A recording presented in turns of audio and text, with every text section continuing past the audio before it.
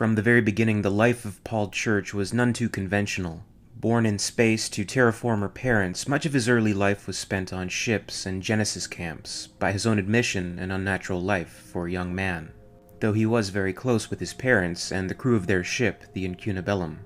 The crew consisted of 3 men, Taylor, Hewitt, and Johansen, who did most of the heavy work, and a synthetic, Judith, programmed as a botanist as well as being serviceable in other areas. For as long as he could remember, science had always interested Church, and he had always considered himself a scientist. As a teenager, he even received a small grant from the government to conduct immunization research using rabbits as his test subjects. He was content with his unconventional life. Church recalls the series of events that would lead to his horrific encounter with the xenomorph at age 20. He explains, "Quentin and Louise Clark, both scientists, and their daughter Rebecca had joined us. We were transporting them to RLW-1289. We had one stop before RLW-1289 to retrieve a time box from a moon which my parents had terraformed 15 years previously. It was a routine data-gathering operation. There was no reason to anticipate any kind of trouble. Our first surprise was the discovery of another ship near the Genesis station. Since the moon was officially off-limits to general travel, we suspected pirates or smugglers, but we didn't find anyone." The company would later debrief Church about the smuggler ship. While not going into great detail, the hive that Church would be captive within had been purposely developed by humans, a band of pirates who considered themselves, quote, aspiring bug farmers. Soon after the retrieval operation, Paul Church would come face to face with the future object of his obsession. "We retrieved the time box, and would have left shortly afterwards except for our second surprise. Aliens. We'd heard about them, of course. We knew that we couldn't fight them with our little weapons. We knew what to expect. Brutal, bloody, terrifying death. Unfortunately, this did not occur. They brought us to their hive. It was so overgrown with vegetation that we hadn't been able to see it when we'd landed. As we drew near to the hive, the stomach-churning smell grew stronger. But once inside, it was intolerable. It was beyond stench. It was beyond foul. It was an incomprehensibly loathsome miasma that raped one's soul through the lungs. They brought us to a chamber and dumped us on the ground. They sniffed us and licked us and probed us. We had never heard of alien behavior like this. We had no idea what was going on. Then something happened. 2 of the aliens grabbed hold of Rebecca. They seemed to be fighting over her. They tore her to pieces as if she were a wet paper bag. Judith, with her standard human defense programming, attempted to prevent the slaughter. Aliens are usually indifferent to non-organic beings. These aliens weren't. As they destroyed Judith, Taylor alone managed to make a meaningful protest. With a grenade, took 2 aliens with him, the lucky bastard. After that they moved quickly. We were separated. I was forced into the bowels of the hive. There I saw what had happened to the crew of the other ship. Bloated, mutilated bodies hung everywhere. I think some of them were still breathing. I was attached to the chamber wall with thick strands of web-like mucus and left to contemplate my fate. How long I hung there I can only guess, perhaps 40 or 50 hours. During that time, my eyes and nose were scoured by the hideous stench, while sounds of distant human voices, screaming and sobbing and begging, assailed my ears. When the creatures finally returned, I prayed that they had come to kill me, but they had come to do something else. They had come to feed me. The feeding was interrupted by a hideous scream. Even one of the aliens seemed to shudder as the scream became louder, closer. It was Quentin Clark. What they'd done to him, I didn't want to imagine. He was completely out of his mind. He didn't stop screaming when they pushed him into a pool of green and gray slime which swarmed with tiny, tadpole-like creatures. He continued to scream as they glued his head to the wall, and he screamed after they left him. He screamed and screamed and screamed until his vocal cords were shredded, and then he made a horrible noise, like a goose, hour after hour after hour. The longer Church spent captive in the hive, the more he began to realize that, with the alien clan dying, the more extreme measures they would have to take to ensure the species' survival. What may be the most fascinating about the aspect to this story is how the slime, observed by Church, is very similar to the pathogen as seen in Prometheus and Alien Covenant. Its functions would prove to be also quite similar.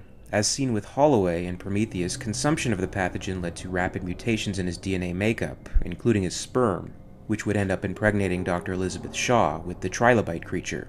The slime in this hive also served as a mutagen to alter human sperm cells. With no sign of a queen and dying eggs with no hopes to impregnate any hosts, alternative measures had to be taken, with Dr. Church witnessing every step along the way, though despair would soon take over. I survived because I had no alternative, Church recalls. I tried to swallow my tongue, but finally gave that up. Ultimately, my mind retreated into itself, and I lived in a realm of pure delusion. I was so immersed in this delusional reality that I barely noticed when they removed me from the wall. It never entered my mind to resist or fight. All I could do was long for death and wait to see what they were going to do. As I was carried out, I glimpsed Quentin Clark's form in the pool. He had begun to swell up. He'd stopped screaming. As we passed a chamber, something inside caught their attention. They abruptly changed direction and went in, dragging me with them. I heard the sounds of this new place we entered: sobbing, sucking, slurking noises, soft, wet meat noises. Something clicked. My conscious mind began to function again. I was suddenly rational, and I realized where I was. They had brought me to their breeding pens. I recognized the woman. It was Louise Clark. She was impossibly gravid, hugely, monstrously swollen. I was tortured by a desire to do something for her, but there was nothing. Absolutely nothing. Then she delivered. She sounded very much like her husband before she died. If the aliens had hoped for hosts to breed in, the newborn things were obviously inadequate. They did not survive an hour. That was when I knew something was wrong with the hive. The aliens were vulnerable. A new resolve was born in me. From that moment forward, I kept my eyes and mind open for information that would help me destroy the hive. I swore that I would survive and use what knowledge I could gather to make myself into the deadliest enemy the aliens would ever know. I was taken to a chamber where I saw what was left of Hewitt and Johansson. They were beyond being able to recognize me. I was led to that stinking pool. I didn't wait for the aliens to force me. With a supreme effort of will, I put my face into the pool and made a show of drinking eagerly. I hoped that if I complied, I'd be spared of the treatment that had made inhuman things of my crewmates. From the start, this plan was met with success. The aliens did not molest me as long as I anticipated their actions. When I saw them doing a task I thought I could emulate, such as feeding one of their mutating captives, I quickly took upon the task myself. I'd do anything to prove I wasn't a troublemaker.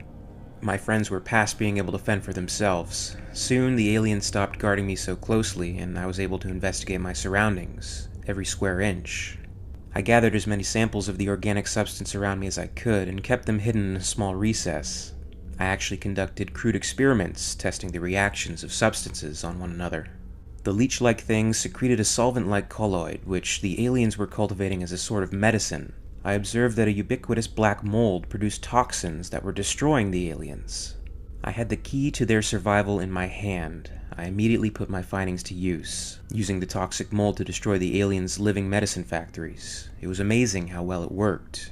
I made use of every chance I had to conduct this biological sabotage. It seemed almost wrong, destroying things which I once would have loved to study in depth. But I did the best I could. At that point, all I wanted was proper lab equipment. I used my crewmates' skulls for dishes, ligaments for string, arteries for tubing, and skin for forming vessels. Thoughts of escape became secondary to results of my experiments, which only grew in range and complexity. I had been reared to believe that aliens were all but innominable, and almost impossible to kill, that they invariably destroyed any other life form they came across. Yet here I was, surviving among them, stereotypically poisoning them, fooling them, and learning their secrets. True, they were not normal, healthy aliens, but they had been brought low by nothing more than a common mold. They were vulnerable, analyzable, conquerable. I had more knowledge about them than anyone else alive, and I could bring about their extinction in the universe. I was so obsessed I'd stopped wondering how it would all end. I was taken to a place where a large, sloping cradle had been built up out of alien secretions. Inside it I could see a human figure. The figure in the cradle was my mother. She must have fought them with everything she had. Her arms and legs had been bitten or torn off, and she was covered with lacerations. The remnants of my soul burned like a million suns. My sanity curdled and prepared to depart forever as I realized what they wanted. They wanted us to mate. I did the only thing I could for her. I killed her with my hands. Then the aliens grabbed hold of me and everything went black. When I awoke, I was again secured to the wall. The aliens gave their best shot. They brought an egg. Well, they tried anyway. The sickness had affected even the eggs. They had to help the facehugger onto my face. Still, it was stronger than I. It forced my lips and jaws apart and shoved its probe down my trachea and into my chest. I thought I had at long last been killed, but that merciful oblivion ended, and I awoke. As I pulled myself free from the wall, I could feel the heavy parasitic load cradled in my chest. The smell of death was everywhere. The aliens, the crew. I didn't look for my father. I didn't want to see what they'd done to him. I wanted nothing more than to die, but not inside the hive.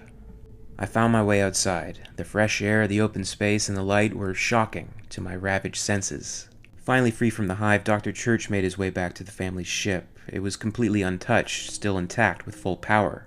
While boarding and composing himself, he looked to the calendar, determining that he had been in the hive for 43 days.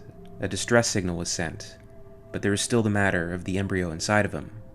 It took me 4 hours to cleanse my body. I patched my wounds, and I used the ultrasound to examine the alien larva in my chest. It was dead.